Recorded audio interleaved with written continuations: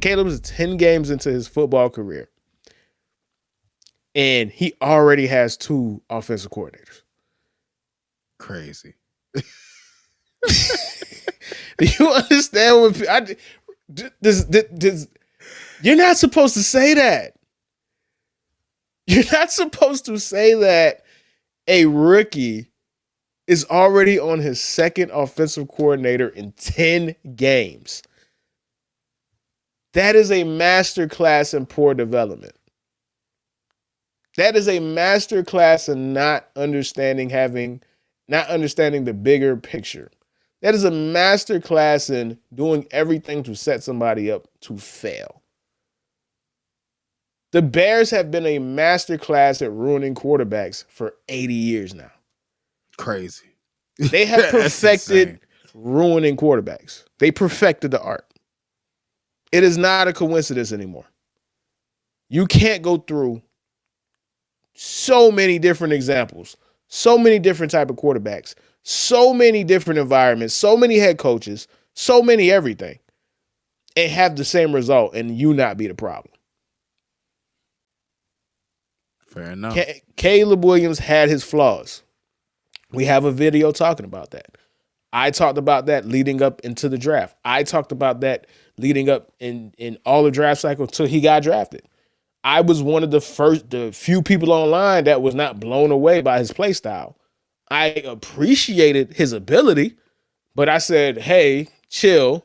There's a lot of things that he does that could hurt him at the next level. Nobody wants to hear that. Everybody just wants to jizz off to fucking 60-yard lasers. Cool, I get it. But it ain't his fault what's happening right now, dog. It ain't his fault that he got drafted and was attached to Matt Eberflus. It ain't his fault that he was attached to Shane Waldron. Shane Waldron, who Jackson Smith and Jigbo, whatever, the wide receiver for the Seahawks, they asked him, the wide receiver, young Robinson, I think it was like a second year, by the way. They asked him, this is a true quote, you can find it online. They asked him, how do you feel about the Bears picking up Shane Waldron? Do you know what that man said, Rod? No, not at all. That man said, good luck with that.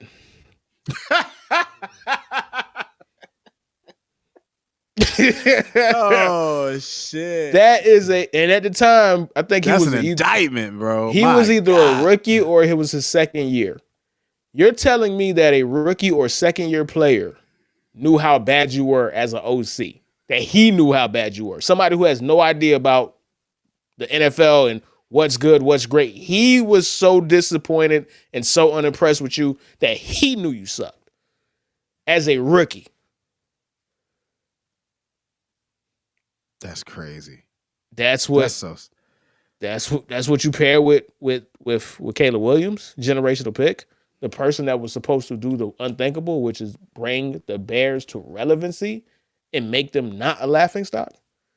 Herbie, you know, now that you mention it, the thing that kills me about this, and I think this is why defensive coaches, most of them are starting to die out slowly, is because there is this like dinosaur mentality that they have to where they care so little about exactly how well the offense should play that they put so much emphasis on, oh, I'm a defensive minded coach, my D will stop people. Like not in this NFL.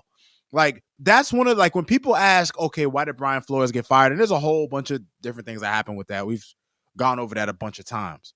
But one of the reasons why he lost his job was because the Dolphins had like 4 offensive coordinators in 3 years that he was here.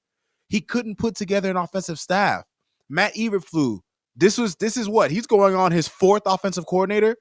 Like, come on, bro. Like, the problem that we are having is that defensive-minded coaches, I think defensive-minded coaches work well either A, with a veteran quarterback that already has their own skill set, that have developed into, you know what I'm saying, solid, good passers, or a defensive-minded coach who's able to think outside of the box, is willing to take the time to actually find a good, possibly more than likely young offensive mind that you can pair with your young quarterback and give him the best chance to succeed. Like, when you look at like like when you look at some of the film and some of the plays that Shane Waldron calls, and it's just like, look, I know that the players are the ones that have to execute, right? Like, you can't always be mad at the offensive coordinator at the quarterback missing a throw or at the receiver running the wrong route or at the quarterback making the wrong read. Like, those are the things that are outside the control of the coach. But what is inside control of the coach is the kind of positions that you put your players in to succeed. And even knowing that you have a bad offensive line, even understanding the situation that your quarterback is in, the fact that you never really made any kind of adjustments, the fact that you allowed your young quarterback to trot out there with a terrible offensive line. I mean, I think the Bears are on pace to have a franchise worst sack record just because of how bad they have been. And that goes to Shane Waldron, the OC, that goes to Caleb and the players who play. But you got to really put the blame mostly on the coach. Like, I don't understand these guys, Herbie. Like, it's almost like they're so stuck in their ways sometimes that they don't know how to adjust. One of the main things about being a human being, Herbie, is our ability to adapt to shit. Right? That's what makes us incredible. Humans adapt. But in football, Herbie, the dinosaurs, Herbie, they never adapt. They stick to their game plan. You know what happens? You get exposed. You know what happens? Teams figure you out. And your players, they lose trust in you. They lose respect in the plays that, like, you gotta imagine, Herbie. I'll even speak it like from my position, like as in the field that I work in. Like, I had to learn when I got into the stone, installing industry, fabrication industry. I had to learn that you can't just go to a job and just treat it like whatever. Like, I actually had to learn to strategize. I actually had to learn, like, sometimes, like, one of the guys that I work with, he often says, he goes, bro, we're not installers, we're engineers. And he's not wrong, because we build structures, because if it's built wrong, people could die, people could get hurt. So at the end of the day, when we enter situations, we go into a house, we go into a building, we go in with a fucking game plan. And if we have to make adjustments to the game plan, if we have to pivot, then we do that. Because sometimes, like, the one thing you know about an install is that it just doesn't always go the way you plan it. There's many times you run into an issue that you just can't see everything before it happens. Like, yeah, you can make a template, you can take measurements, but a wall is off here, there's a pipe issue here. Like, but when you're in the heat of the moment and you got to get shit done, you got to collect that check, you got to make shit happen. And it's just crazy to me, Herbie, that these coaches make all this fucking money.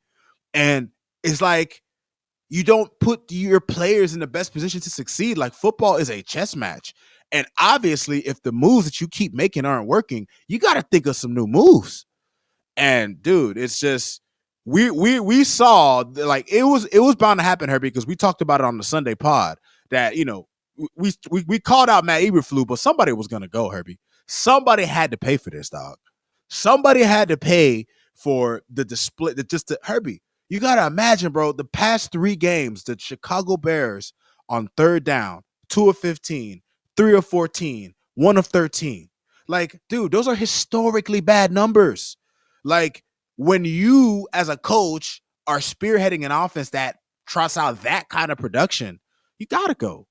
And it's unfortunate because the saddest thing about it is that when an offensive coordinator gets fired, Herbie, nothing gets better. They're not changing the playbook. They're not gonna do anything fantastical. What they'll do is they'll pick and choose the things that maybe they see Caleb does well. But ultimately, he had to go, and at the same time, it wasn't a good move to make either, because him going doesn't help. Look at the Jets. The Jets fired their head coach, and they're plummeting. They're going down the drain, Herbie. Man, And I love it. I love that. this is what we're gonna do, and because the conversation is vast, the conversation is long. I'm going to end on this note because I do want to get one more thing before we get out of here. Because again, this is emergency pod.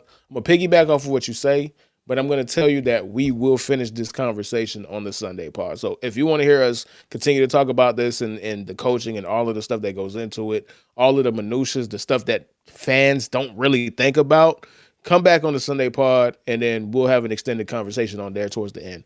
But I want to say this. I wanted to say that to say this. The biggest issue in coaching is not the lack of adjustments.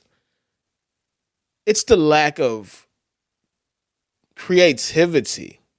It's the nepotism. It's the I'm going to hire my friend versus hiring who's best for the fucking job. Shane Waldron had no business being a fucking offensive coordinator, dog. If you need to be some fake position because I want you here, cool. But I can't make you my OC, dog. Be the quarterback's coach or something. Be like the Zach quarterback's Taylor coach. Be the assistant to the other assistant. Something. Something. You could get a great salary. We'll finesse the numbers or something, but you can't be the OC, bro. You can't have a rookie quarterback say a rookie wide receiver when they hearing about you getting hired, saying good luck, bro. Good luck with him. That's unacceptable, bro. That's unacceptable. I can't have that. A person that inspired that little confidence as my offensive coordinator to my number one draft pick. It ain't supposed to happen. That's on the owner. That's on Ryan Poles. That's on everybody involved. Ryan Poles is going to skate. He's going to get fired, but niggas ain't going to be throwing eggs at his house like they're supposed to. Ryan Poles just waived a guard that he gave $30 million to last year. How do you not make that evaluation? How do you evaluate somebody and think this person is good enough to give $30 million to and then waive them a year later? Caleb Williams got nothing to do with that.